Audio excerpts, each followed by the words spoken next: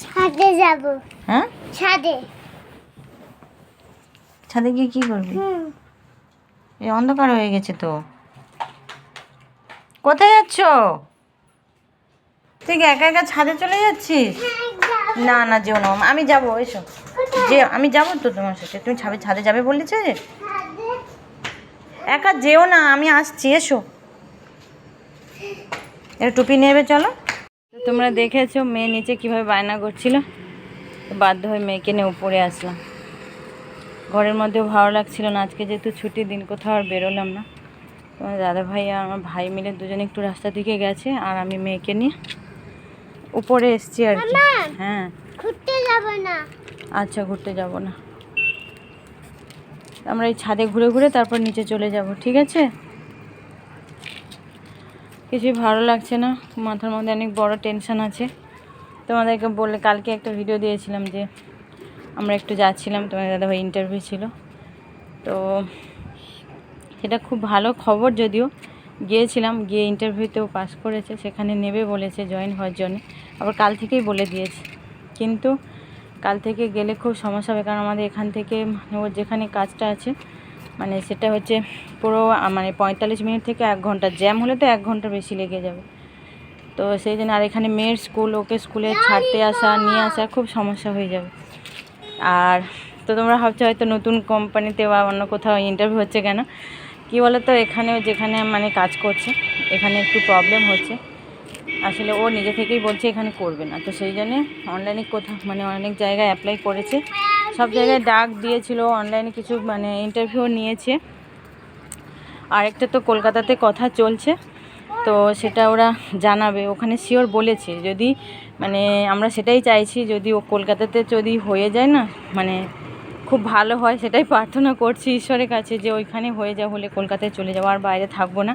কারণ মেয়ে বড় হচ্ছে, মেয়ের একটা ভবিষ্যৎ আছে, বাইরে কতদিন ওকে রাখবো।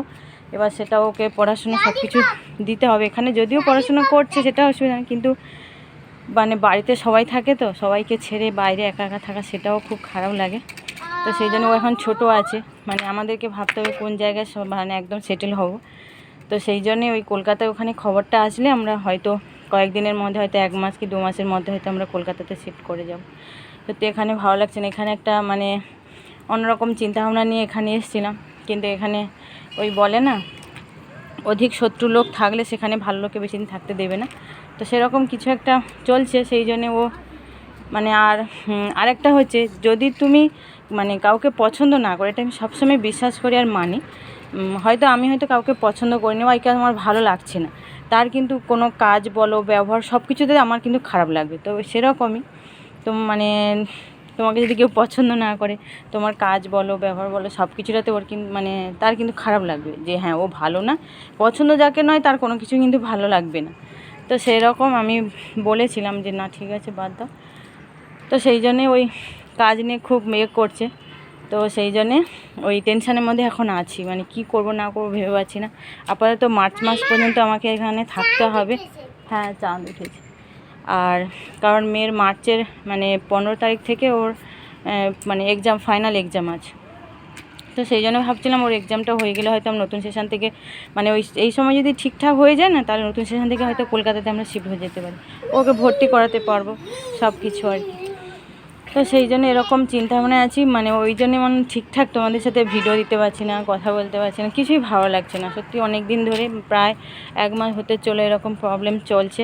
বিশেষ করে কাজের এরকম যদি প্রবলেম থাকে, যেখানে কাজের জন্য আমাদের বাইরে আসে, এখানে যদি এরকম প্রবলেম হয় না, খুব মুশকিল হয়ে যায় থাকাটা। আর তো সেই জন্যে আছি এরকম মোটামুটি।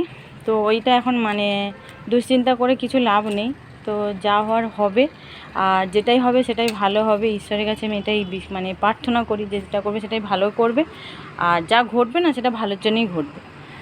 তো এইসব নিয়ে এখন মোটামুটি আছি, ওই জন্য না কোথাও বেরোতে ভালো লাগে না। মানে জোর করে তোমাদের দাদাভাই বললে, ওই মেয়ে বায়না করলে না একটু কোথাও যাই, হয়তো গেলে মনটা হয়তো হালকা হলো। এত টেনশনের মধ্যে, বাড়ির মধ্যে থাকলে না বোরিং ফিল করি, বা অনেক কিছু চিন্তা ভাবনা মাথায় চলে আসে। তো সেই জন্য আজকে আর ভালো লাগছিল না কোথায় যেতে। কালকে ওই জার্নি করে অনেকটা, সেই সকালে 11টার সময় থেকে বেরিয়েছিলাম, বাড়িতে ঢুকেছি 4:30 5টার মতো বেজে গিয়েছিলো, বাড়িতে এসেছিলাম। তো সেই জন্যে আর এত রাস্তার জার্নি আমরা বাইকে মানে ট্রাভেল করেছি, আর প্রচুর জ্যাম, তার মধ্যে রোদও প্রচুর ছিল। আমরা পুরো ব্যাঙ্গালোরেই গিয়েছিলাম ওখানে। তো সেটাই ও ভাবছে। হ্যাঁ, আর কালকে ওর দুটো এক্সাম হয়ে মেয়ের ছুটি ছিল শনি রবিবার, কালকে আবার মানে এক্সাম শুরু হচ্ছে, মানে ওর হচ্ছে ইউনিট টেস্ট যেগুলো থাকে স্কুলে সেইগুলো। এবার ও যদি কালকে সেখানে অফিসে জয়েন করে যায় না, ওকে স্কুলে দিতে মানে দিয়ে যাওয়া আবার নিয়ে আসা খুব প্রবলেম হয়ে যাবে। অনেকটা রাস্তা আমি হেঁটেও যেতে পারবো না। আর এখানে প্রাইভেট গাড়ি, নিজেদের গাড়ি ছাড়া না খুব কম অটো, এখানে তো অটো তেমন পাওয়াই যায় না। আর বাস চলে, কিন্তু টাইমে বাস মানে কখন কোন টাইমে বাস যায় তো আমরা জানি না, কারণ বাসে তো আমরা কখনোই তেমন যাওয়া আসা কোথাও করি না। তো সেটাই সমস্যা হচ্ছে। আর ভাই যদিও আছে, ও গাড়ি আছে, ও অফিসে চলে গেলে না, ওর সহজে মানে বের হতে গেলে খুব সমস্যা, মানে সকালে দিয়ে আসা, আবার দুপুরে মানে খেয়ে দিয়ে বিকেলে যে আনতে যাবো না সেটা আসা, ওর হয়তো প্রবলেম হতে পারে। তো সেটাই ও ভাবছে, বলছে কি হয় দেখা যায়। এবার তারা বলেছে কাল থেকে জয়েন করতে পারে, ও বলছে দেখা যায় কালকের দিনটা একটু ওয়েট করি, কারণ কলকাতা থেকে খবর আসার কথা আছে, ওরা মেসেজ করবে। তো সেরকম হলে আর এখানে আর জয়েন করব না।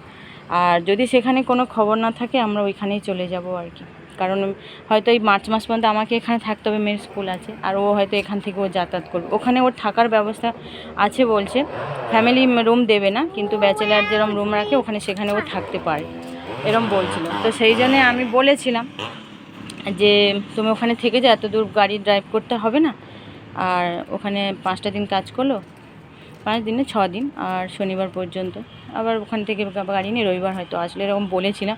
এরকম প্ল্যান আছে, কি হবে না হবে কিছুই বোঝা যাচ্ছে না, সব কিছু ঈশ্বরের উপর ভার দিয়েছি, যা করবে ভালোই করবে, আর সবটাই ভালো হবে। তো দেখা যাক কি হয়, আর যা হবে সবটাই তোমাদের সাথে শেয়ার করবো, যতটুকু জানানোর সেটাই তোমাদেরকে বললাম। তো এর বেশি কিছু আর বলতে পারবো না। তো ঠিক আছে, চলো। আর দেখো সন্ধ্যা হয়ে গেছে, আর আমার মেয়ে কী নিয়ে এসছে জানো, এই দেখো হাতে করে ললিপপ।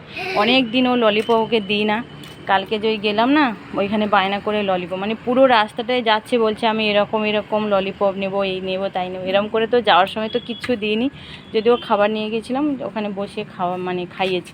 ফেরার সময় কি করব, মানে বায়না করছে তো বাচ্চা মানুষ, তাই ওকে দিয়েছিলাম, দুটো কিনেছি না, একটা কালকে খেয়েছে আর একটাও রেখেছিল ছাদে। এই জন্যে বলছে মাম্মা ছাদে চলো, মানে এই ললিপপটা ঘুরে ঘুরে খাবে সেই জন্য। তো ঠিক আছে চলো, অনেকটা সময় তোমাদের সাথে কথা বললাম, আর সন্ধ্যা হয়ে গেছে, আর আমাকে মানে অন্ধকারের মধ্যেও দেখতে পাচ্ছে। তা আবার পরে কথা হবে, তো এখনকার মতো টাটা।